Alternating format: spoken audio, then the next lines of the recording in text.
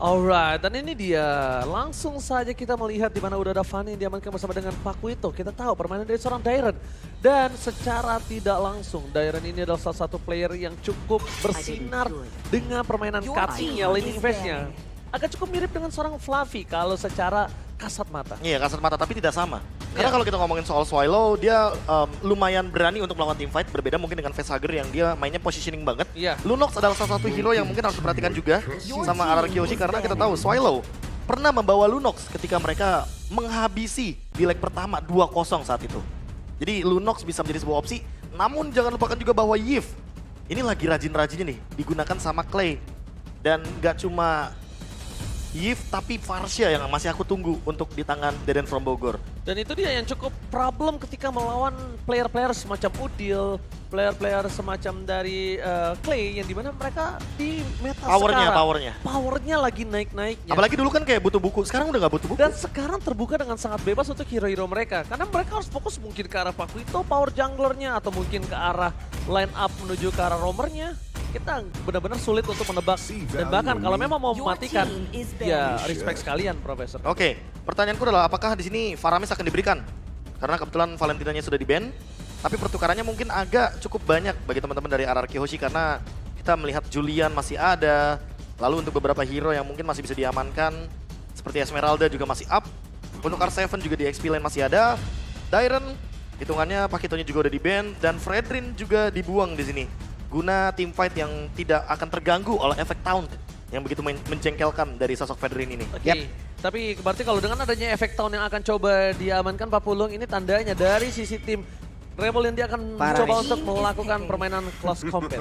Yap, sementara itu sekarang nih waktunya dari Erbial aja mengamankan satu hero pertamanya. Begitu banyak yang memang terbuka juga. Bahkan kemarin ya kalau kita lihat dari hari yang kedua, Farsha itu pun bisa menjadi satu priority loh. Ya, prioritas untuk di pick awal atau fase pertama. Setelah patch ini ya. Setelah patch ini lebih tepatnya memang. Tapi apakah di sini Rebellion Zion ingin mengamankan hero seperti Cloud mungkin untuk Haze? Karena kita tahu di mana hero nyaman, itu Haze bener-bener langsung mengamankan hal tersebut. Dan ya, tanpa berpikir panjang, Cloud di first pick dengan 52 kali pick, 46 win rate total untuk selama musim kita. Cukup menarik melihat ada Cloud di depan sana yang mungkin bisa menutup permainan dari seorang Skylar. Tapi ada beberapa hero yang mungkin masih akan terlepas. Ya, banyak banget opsi hero yang masih bisa diamankan. Kalau misalkan mau ngamanin ke arah Farsha Esmeralda juga bisa di sini ya di awal-awal. Terus kalau ngomongin soal Dairen, gua idolain R7, dia itu jago.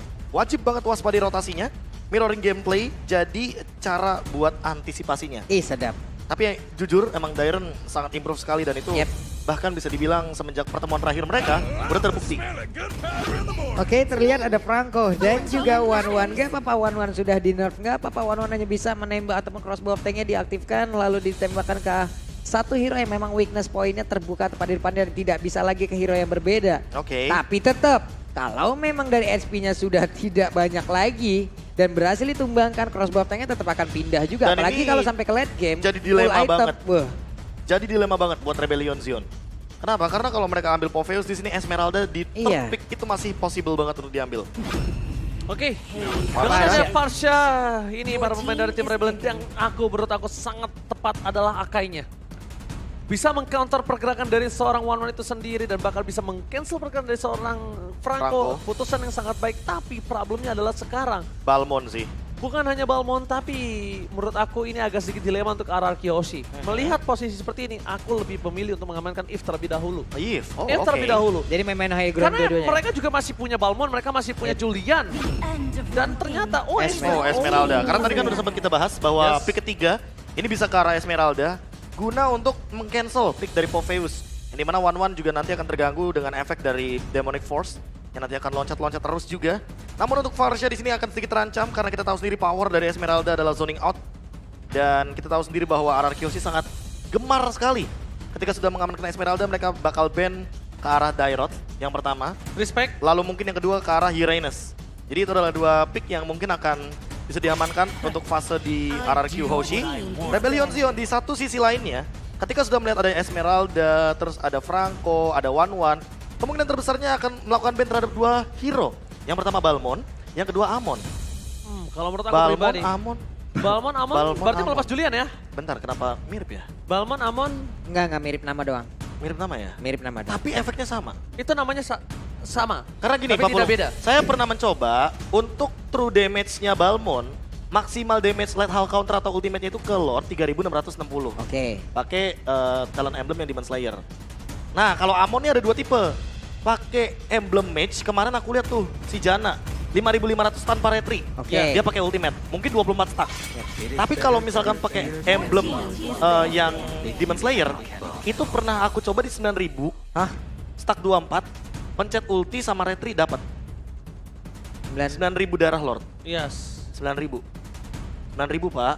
Itu kalau ke hero kan minusnya banyak lagi ke kiri ya darahnya. Kalau hero kayaknya mungkin kita ngomongin Iya, kita ya, itu team pasti fight. akan berbeda. Itu pasti Iya, akan beda-beda. berbeda. Cuman kalau memang kita ambil angkanya aja 9.000 kalau ke hero. Instan. Pasti Itu minus ke kiri. Tapi kalau Darah minus ke kiri. Oke. ini kalau ke kiri sih gue mending ngamanin dari posisinya ke arah Julian dibandingkan Balmon sih. Oke, Amon, Balmon, kalau Julian dikasih, Akai mungkin masih bisa di-handle lah ya. Tapi itu dia, Balmon dan Aemon yang sudah sempat kita bahas dan menggema suaranya. Saking kerasnya ya. Betul sekali, karena kita tahu efek dari Balmon the perfect jungler sekarang, Yep.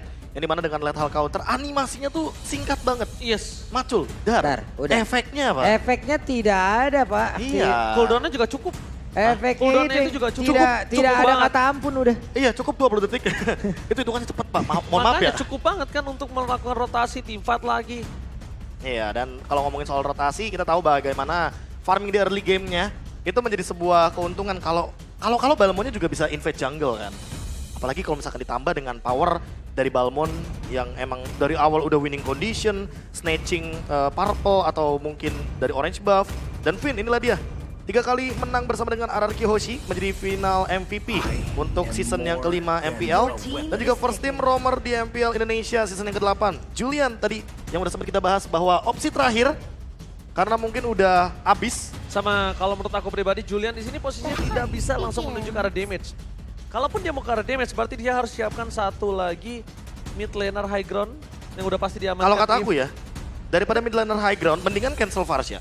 Cancel Varsha. Kadita mid lane. Kadita mid lane. Yang sering-sering untuk sekarang ini mungkin menjadi sebuah perdebatan untuk diriku pribadi. Sama dia juga bisa meng-counter seorang Cloud. Nggak cuma itu sih.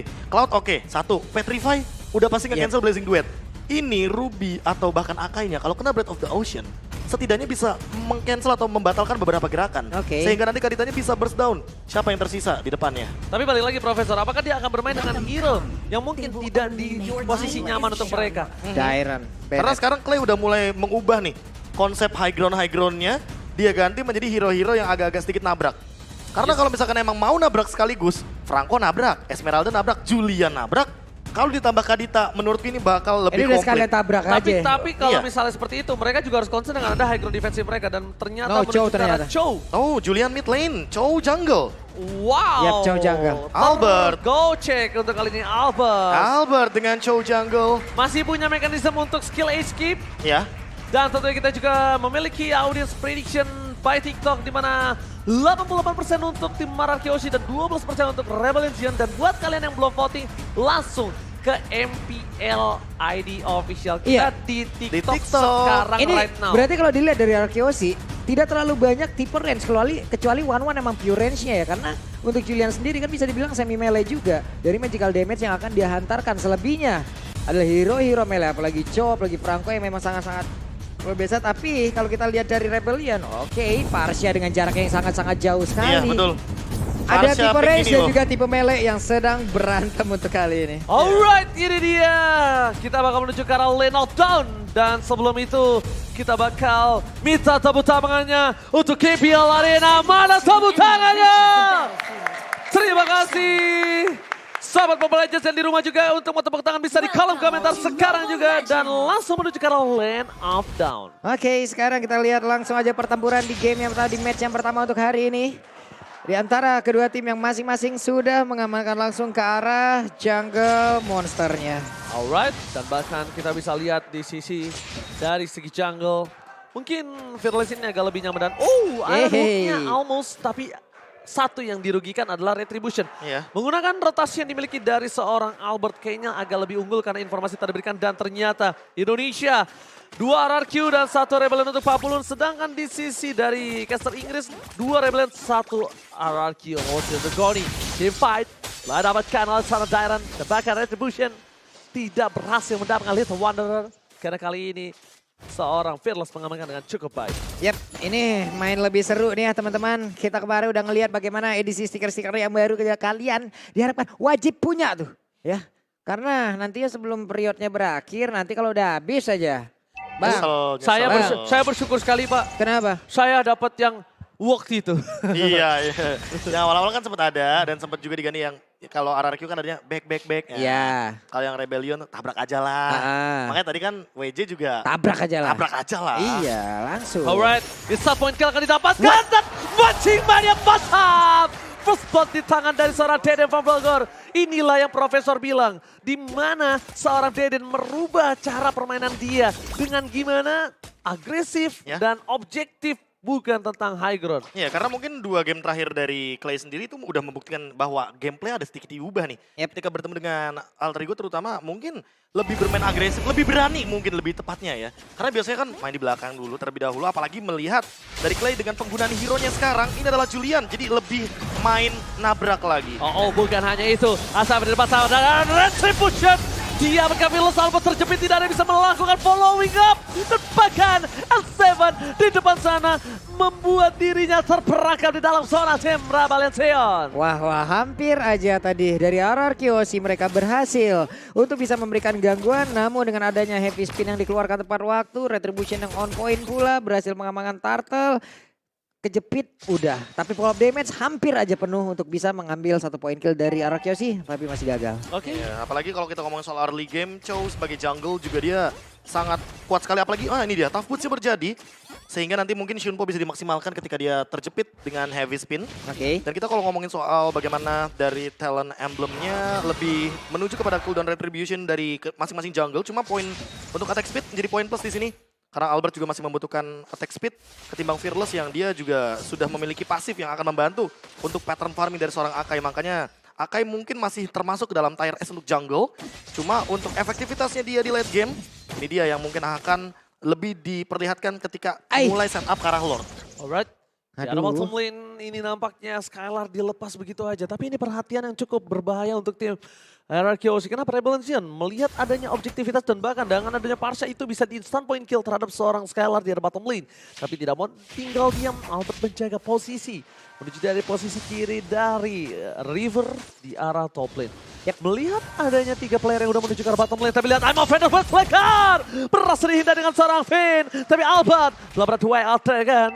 Masih menahan posisinya, tidak mau objektif dan tidak mau fight lebih dalam lagi Pak Pulung. Ya masalahnya kalau sampai Finn terlepas dan mereka melakukan fight di situ, Finnnya kan bisa set up posisi di tempat yang lain ya, karena fokusnya pasti akan juga langsung di saat mereka melakukan fight, dan Finn bisa aja melakukan aimingnya dengan sangat nikmat sekali untuk menarik siapapun yang ada tepat di depannya. Ini bahaya loh, Heist itu, nah itu dia, battle mirror image-nya. Di mana itu harus digunakan dengan sangat tepat. Skylar tidak ada Cloud. Akan ada team fight menuju dari Turtle. Bijanarko tidak punya flicker lagi, dapat Esa berikan depan. Albert coba untuk mulai masuk ke pertahanan dari tim Alaman Z. Ada bahkan Fearless again.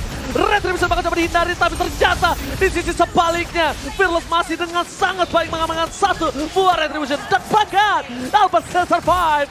Anarki Hoshi masih mau lebih, Fearless gak boleh pulang. Dapatkan Clay berhasil mendapatkan 1 hit terakhir kah? Nampaknya pasukan Anarki Hoshi gagal mengamankan Rebellion. 1 poin kill lagi berhasil mereka ambil, set up posisi yang sangat bagus pula, hampir saja, tapi barusan ada 1 bloodhound yang memang terlihat di area mid. Namun Wijanarko berhasil menarik dengan 1 offendernya dan dibalaskan lagi dengan Iron Hook. Hilang sudah untuk kali ini dan Skylar mendadak hadir di area tersebut. Wow, itu pemilihan skill yang cukup tepat, side-nya side-nya. Karena ini dia, kita lihat di arah bottom lane, Albert Retribution telah didapatkan, tapi sayang sekali masih terlalu jauh. Mencoba untuk mencium aroma dari seorang Heist, tapi nampaknya Albert belum siap. Dan Pak Isa point kill, Iron Home mancing-mainnya mantap, meng-cancel damage yang diberikan terhadap seorang Albert. Bahkan Fearless terbuka crossbow tank, the way of Dragon membuat Srelo tertendang. Oke, Sunfoy tepat waktu hingga membuat antisisi di dalam tubuhnya Akin dan dia pun bisa langsung maju ke bagian depan, tapi itu kali ini Albert yang berhasil didapatkan pula. Ada Donald Wolf King, Alexa Vanderblom dikeluarkan, tapi daerahnya masih sempat untuk mundur ke bagian belakang pula. Fearless-nya ada 2 minus point di dalam tubuh. Fearless masih sempat untuk pulang. Bukan hanya itu, problemnya Profesor di arah bottom lane. Bottom lane-nya split push karena bisa jadi winning condition juga bagi Rebellion Zion ketika mereka memiliki 2 hero yang bisa mendorong 2 lane di waktu yang bersamaan, Cloud dan juga dari Benedetta. Tapi kalau ngomongin soal gold ya, ini memang dari segi haze-nya dia lebih fokus untuk farming di area bottom lane, sehingga mendorong Skylar untuk selalu melakukan rotasi, sehingga nantinya Skylar-nya mungkin lebih aktif di dalam team fight. Namun untuk urusan tower, ini nih yang paling penting nih, Rebellion Zion memang tugasnya adalah menghancurkan objektif-objektif poinnya. Dapetin uangnya dari sana. Sementara keterbalikan sama RRQ Hoshi karena mereka bawa Franco, mereka akan memainkan pick off-nya. Aduh, Oke, tapi lihat di sana Energy meng-kill sama dengan Sorsuelo, tidak ada follow-up team, sebagai high step terhindarkan begitu saja lost follow-up team. Berhasil mendapatkan 1 dan R7 is coming up. Heist, where are you going?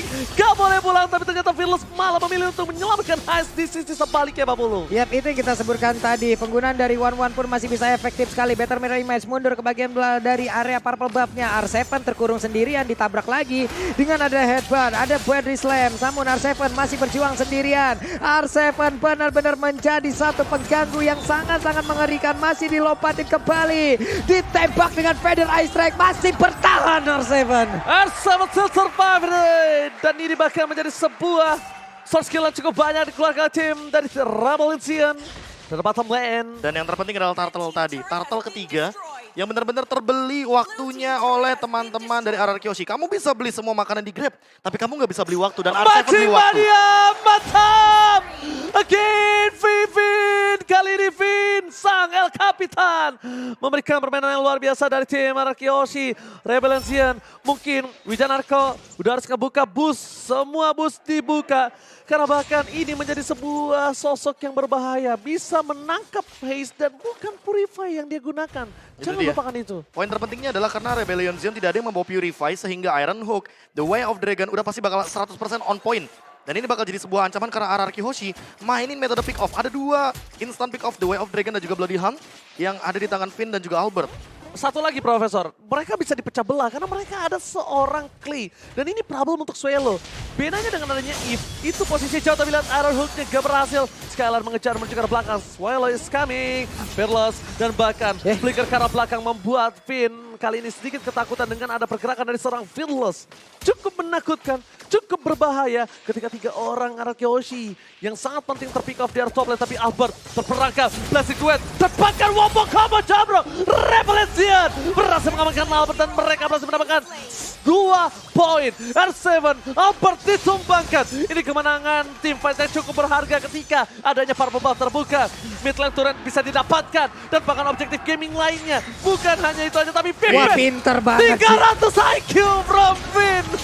Pinter banget diambil wave minionnya, diambil satu gerobaknya agar mereka tidak bisa masuk dan menghancurkan area central turret yang mereka punya loh Prof. Iya, apalagi ditambah dengan bantuan dan secara paksa tentunya dilakukan oleh teman-teman dari Rebellion Zion, tapi tetap dapatkan di area mid lane dan ini terbuka untuk area Lord karena ingat Fearless Akai untuk kendali di area Lord Turtle ini kuat banget. Dia punya heavy spin, dia bisa retribution dan Albert juga level 11. Ini pertimbangannya untuk all in ke arah Lord.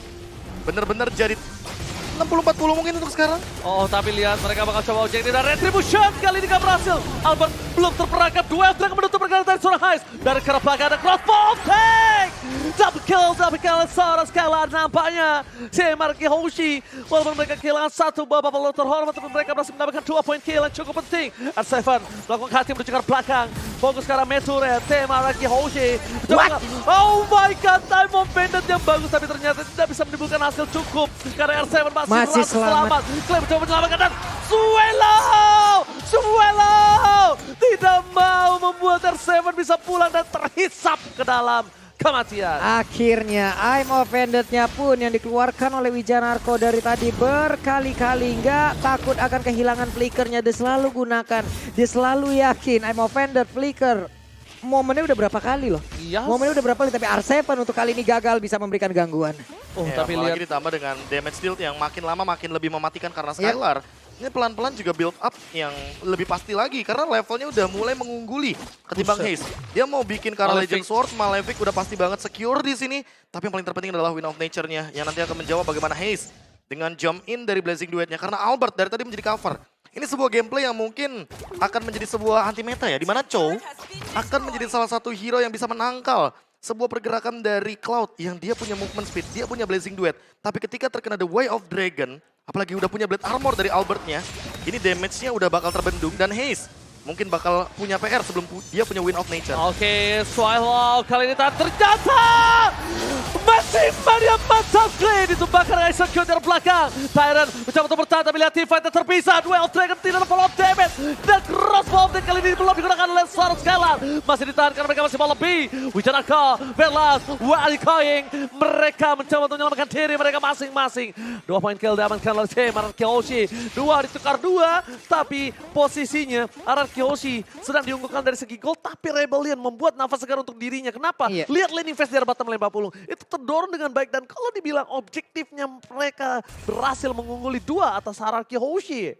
Ini Ya, belum makanya lagi ya, tuh networknya udah semakin dekat. Dairon juga tadi terlihat daripada dia cuman hanya ke pick up sendirian tanpa membawa hasil apapun, ya udah dia paksainnya, dia tahu dirinya nggak bakal bisa bertahan lagi nih. Dan temponya juga bisa 1-3-1 untuk Iya. bagaimana formasi dari Rebellion Zone. Itu mungkin winning condition mereka, tapi RRQ Hoshi, mereka keep up dengan winning condition mereka juga. Mereka masih mau ngamanin dengan pick off power, karena terbukti damage dealt by Axe. Mungkin Swallow damage tertinggi di sini, sampai dengan 43.000. Tapi ingat, Skylar R7 di bawahnya ini menyusul.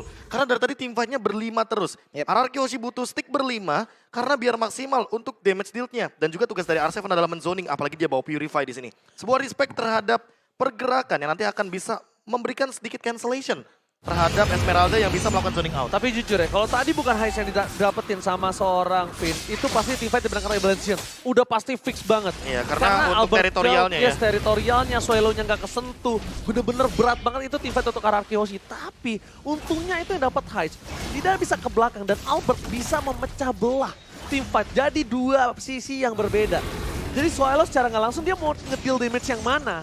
Ini dia juga harus terarah, karena kan bedanya Parsha dengan Eve adalah Parsha ini, Feather Strike-nya itu punya maksimal, Profesor. Dan damage-nya sih yang berbeda. Oh my god, Flicker, Hampir.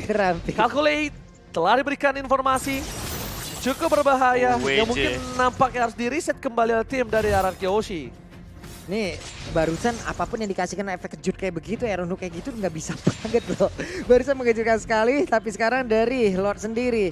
Emang benar dicolek-colek doang, dipancing untuk pemain Rebellion Zone agar keluar dari kandangnya. Tapi barusan Fearless memberanikan diri untuk mengeluarkan juga karena epic speed dan pertarungan jatuh terjadi. Bukan hanya itu aja, lihat Swallow mencoba untuk mundur ke arah belakang, tapi ternyata di fight terbelah 2 kembali crossbow tank. Save the day! Terbakar di sisi sebaliknya. Hai sekali ini tahu, tidak ada crossbow tank, dikejar 2 versus 1. Skylar catch you do it dan Albert di sana ternyata harus hilang. Beli 1 gratis 1. Triple kill didapatkan oleh seorang Benedetta Tyrant dengan damage yang maksimal karena backline execute yang sangat tepat. Albert bahkan sendiri tidak bisa mengamankan dirinya dan tidak bisa menyelamatkan seorang Skylar. Iya dan poinnya tadi adalah mereka berdua bersebelahan banget loh. Beli 1 Albert dan dapat juga 1. Skylar. Iya, Buy apalagi kita one tahu get kan one banget. sekarang untuk pasifnya Benedetta ditingkatkan. Iya. Damage-nya jadi lebih tinggi lagi, 75%. Iya. Kita tahu Phantom Slash, itu dealing damage-nya tinggi banget. Dan ini adalah Benedetta XP Lane. Lihat, Jadi tentu sebagai yang terkaya Players Gold by UBS Gold kali ini ya, Dairon mau tidak mau akan mengamankan gold yang paling jauh. Apalagi ketika kita ngomongin soal execute, ini poin terpentingnya. Execute-nya on point. Jadi cooldown-nya makin lebih cepat. Yes. Tidak nungguin 89 detik.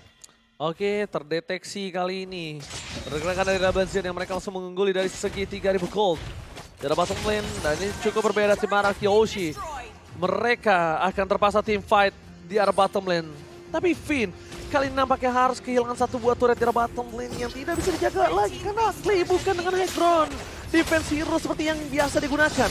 Swallow mencoba untuk memecah belah Permainan dari tim Ararkioshi dapatkan flicker lagi Ih. digunakan oleh Finn. Agak sedikit sayang nampaknya, tapi Albert terperangkap. Dan Albert ditumbangkan di depan base-nya. Permainan tim Rebellion mereka mencoba untuk melakukan tapi ternyata Wigan Narko tertangkap. Matching mania mantap. Dan 1 poin ditukar dengan Albert. Kalau dari posisi sekarang, it's okay dan masih oke. Kenapa? Albert udah bukan posisi sebagai ujung tombak. Dia hanya untuk posisi covering. Swelo masih mau lebih, R7 coba untuk menutup ke belakang, damage persen terlalu besar dari Swelo. Bahkan membuat seorang Pinar tumbang crossbow outing. Memberikan sedikit nafas segar tim Ararkioshi mundur ke arah belakang. Dan kalau bisa dibilang, Dairon gak boleh ditumbangin. Karena Dairon adalah salah satu hero yang bisa menyelamatkan permainan dari tim Rebel Legion. Wah, kalau dia Immortalnya pecah ditumbangkan, dong. ini bahaya untuk dia, Pak Pulung. Yap. Ini bahaya untuk dia. Karena Dairon adalah salah satu tulang punggung Rebel Legion, Profesor. Ya, Kita dealing tidak bisa, damage-nya ya, juga. tidak bisa mengandalkan Fearless terus. Apalagi goldnya 7 point kill, ini bisa menjadi 7% juga bagi Festival of Blood. Yang dimana kita tahu untuk dealing damage Dairon ini bergantung sekali kepada item-item yang dia punya juga. Ditambah untuk sekarang Skylar menjadi salah satu penjaga dari base Ararkioshi ketika dia tahu bahwa power untuk hero 1-1 sekarang tidak bisa disamakan dengan patch sebelumnya. Tapi dengan 5 kali pick 1-1, 100% win rate ini membuktikan bahwa Skylar bisa menjadi salah satu ujung tombak untuk comeback. Dalam tanda kutip untuk mempertahankan bagaimana base yang dimiliki sama Ararkioshi di high ground. Tapi mereka masih mau lebih. Bahkan mereka yang menginvasi jungle yang dimiliki dari tim Rebel Legion. Kali ini di tangan dari tim Ararkioshi. Langsung dibayar konten dengan 1.500 gold tambahan yang memperkecil difference gold mereka dari segi item. Kalau bisa kita lihat tuh, dari seorang One respect sekali dengan damage dari seorang Parsha. Tapi lihat Parshanya, full damage penetration juga dimiliki dari seorang Parsha. Ya, ini bahkan lightningnya aja, gemeter. Mungkin last itemnya menuju kepada Winter Truncheon sih. Winter untuk kalau gua. memberikan sebuah respect juga terhadap damage dari Skylar. Harusnya. Dengan one-one-nya juga. Sekarang kita tahu bahwa Crossbow of Tongue udah bukan rahasia umum lagi bahwa dia bisa ke kontes kok pakai Winter Truncheon. Masalahnya ini ada beberapa hal yang harus diconsideration ketika dia menggunakan seorang Winter. Kenapa? Skylar ini agak cukup trigger disiplin ya menggunakan crossbow nya kalau kalian sadar. Dia nggak langsung terbuka, dia terbang. Terbuka, terbang. Dia nggak seperti itu. Kalau bisa dengan adanya efek tambahan ketika berhasil mendapatkan poin kill ketika crossbow itu yang diincar Skylar dari posisi sekarang kalau yang aku lihat, Profesor. Iya, apalagi targetnya sekarang udah bukan langsung ke arah belakang. Jadi Iya. mau nggak mau Winter kalau misalnya ditargetin juga PR. Bagus banget serangan yang mereka lakukan di barusan ada crossbow Itu yang dia. langsung dihasilkan begitu saja Fearless-nya. Harus mundur ke belakang. Oh my god, immortality-nya hilang. Dairon. Dikata bilang di arah belakang. Dairon mencoba melakukan in-game. Fokus dan ini dia. Dairon save the day, can you do it? Dairon